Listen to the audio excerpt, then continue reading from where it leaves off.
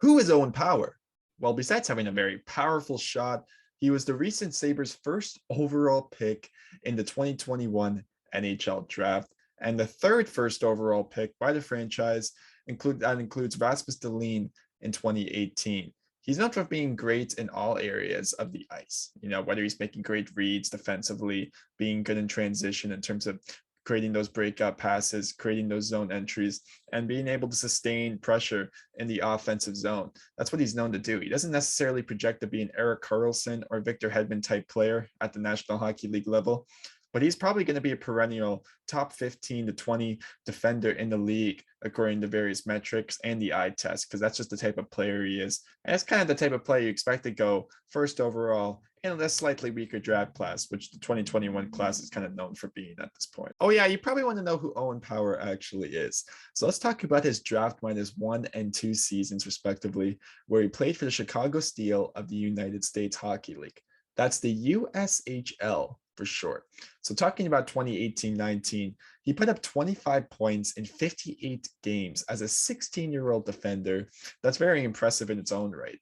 But looking at 2019-20, this is where he mainly improved offensively, putting up 40 points in 45 games. After this season, he was projected to go first overall on various mock drafts, such as TSN's, Bob McKenzie, where he surveys all of the scouts that he knows, future considerations, elite prospects. They all had him going #1 at this point, and there was debate, obviously, but very notable improvement. Now, remember, we did have a little thing called the global pandemic, so a season would be altered. You can tell by the 58 games he played in 2018-19 compared to the only 45 games that he played in 2019-20. So he would end up using that extra time to train as he prepares to play for Michigan in 2021, which was this past season. Now let's talk about his play with the University of Michigan and the NCAA, where he put up 3 goals and 16 points in 26 games. Now, I know that's very good in my eyes for a defender, but some might look at that and say, is that first overall pick worthy? I mean, you look at other guys like Connor McDavid, who put up like 140 points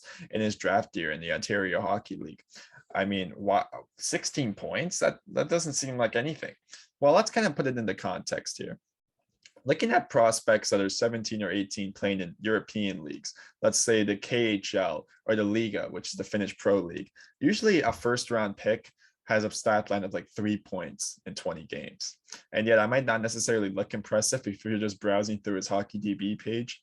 But if you take into account that this is a 17 and 18-year-old kid we're talking about, playing against 20 to 30-year-olds, even 35-year-old men professionally, it's going to take them time to develop. And in these European leagues, their coaches are known for not necessarily trusting these players. So this concept can be applied to prospects as well playing in the NCAA, not necessarily for playing against 40-year-olds or 30-year-olds in that sense, but they're playing against guys who are usually 20 to 22-year-olds. So you're looking at Owen Power. He's playing against guys that are 3-4 years older than him at this point.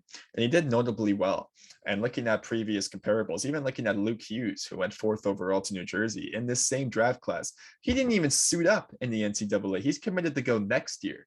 He still played in the USHL last year. So Owen Power is already a year ahead of him. And you're talking about guys that were within 3 spots of each other. So that just kind of shows you Owen Power was ahead of certain players in this draft class, even though it was relatively close.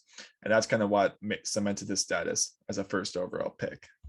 A question heading into this season was what Power's plan was heading into 2021-22, because it had been long rumored that he wanted to return to the University of Michigan, and that would end up becoming true as Lance Lozowski in the Buffalo News reported. He is returning to Michigan next year, and he's going to play with players like Kent Johnson, the 5th overall pick in Columbus, Luke Hughes, the 4th overall pick, as we just mentioned, from New Jersey, Matt Beniers, the 2nd overall pick for Seattle, and tons of other names that you could go down. I'll even put a list of their projected lineup.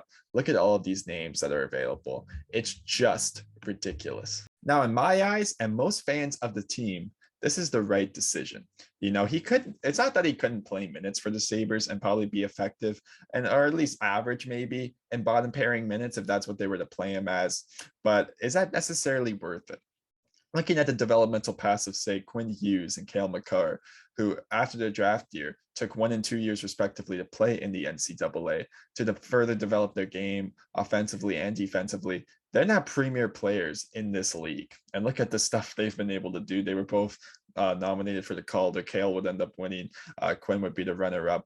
If Owen Power projects to be like those players, which honestly he does, he's the first overall pick in this draft.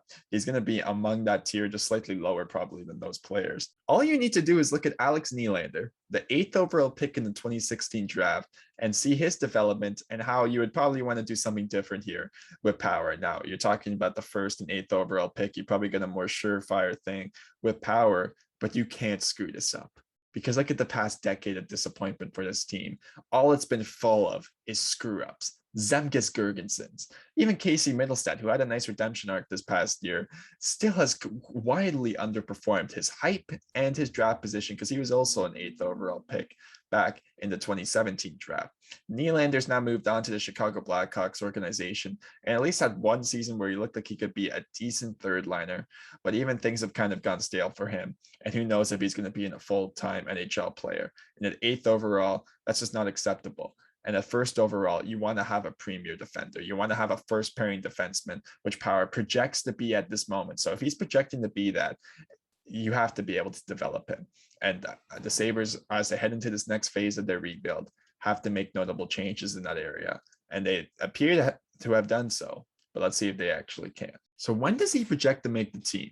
Well, since Power is not going to play next season, at least at the beginning, I'm not ruling out that he's actually not going to play games this year because if he signs his ELC in, let's just say mid-March, he could have like a 5-game sample size where they just give him a taste of action to professional hockey. They might even suit him up against, for the Rochester Americans of the AHL, and that's the Sabres AHL affiliate, if you don't know.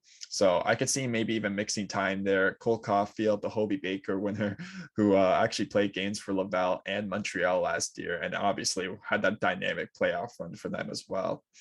I mean, that's a direct comparable right there. I could see Power doing so. If he doesn't end up signing this ELC this coming season, you for sure have to think he signs it heading into 2022, 2023, because by that point, you're just putting them into a position to succeed. I think he might even get a top 4 position at that point because of guys like Will Butcher. I don't even know if he's still going to be here. This could be a completely different looking team again because this is a rebuilder. You don't need to have Power in right away because they're actively looking to tank for Shane Wright. And why wouldn't you? Because Shane Wright is one of those players that you should be targeting. And yeah, so we can just get Power the time to thrive in Michigan. Like they're probably going to go to the Frozen Four. They could take it all the way and even win it potentially. So let them enjoy it there. You can bring some winning culture to the team. And maybe you won't screw up the rebuild this time like you did with Jack Eichel. Maybe it's possible.